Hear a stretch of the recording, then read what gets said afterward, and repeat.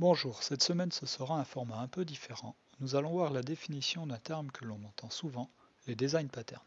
Qu'est-ce que c'est, à quoi ils servent, quand et comment les utiliser? Par simple traduction, ça nous donne un patron de conception. C'est-à-dire, c'est une solution de conception logicielle ou d'architecture à un problème classique en développement logiciel. Il y a certains problèmes en conception logicielle qui reviennent très souvent. Ainsi, des solutions ont été proposées et sont apparues optimales pour résoudre ces problèmes. Très souvent, un design pattern est décrit par un diagramme UML. Il propose un ensemble de classes et leurs relations à implémenter afin d'obtenir une réalisation optimale à un problème récurrent. Des exemples connus sont le pattern factory, qui décrira comment fabriquer des objets différents ayant le même contrat, ou le pattern itérateur qui décrit comment parcourir les éléments d'une collection sans connaître le type de cette fameuse collection, qu'elle soit de type liste, pile, arbre, il se parcourra tout le temps de la même façon.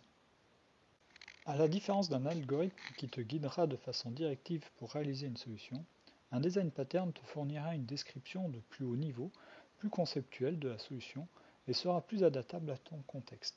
Les design patterns sont souvent catégorisés selon leur type de solution: construction, structure, comportement, architecture ou encore bien d'autres. Pour la petite histoire, il y a eu plusieurs séries trouvées par différents groupes de développeurs. Les plus connus sont le Gang of Four, GOF, que tu trouveras dans la littérature, qui sont les auteurs de l'ouvrage de référence Design Patterns, catalogue des modèles de conception réutilisables. Très bien tout ça, mais quand et comment je les utilise? D'abord, tu peux commencer à en connaître quelques-uns, puis de plus en plus. Ça va t'aider dans tes réalisations. En reconnaissant un problème, tu pourras savoir quel design pattern utiliser et qui pourra t'apporter une solution. Mais le risque, c'est d'en connaître que quelques-uns et de vouloir les utiliser de partout. Donc il faut bien reconnaître le problème et l'utiliser que lorsque c'est nécessaire. De même, les connaître peut t'aider à comprendre du code et savoir quel problème est en train d'être résolu, car bien d'autres développeurs les connaissent et les ont sûrement appliqués à un moment ou à un autre dans le projet sur lequel tu te trouves. Enfin, ils vont te permettre d'avoir un langage commun pour discuter d'un problème complexe avec le reste de ton équipe ou avec d'autres développeurs. En description, je te mets des liens qui t'apporteront plus d'informations et des descriptions de chaque design pattern.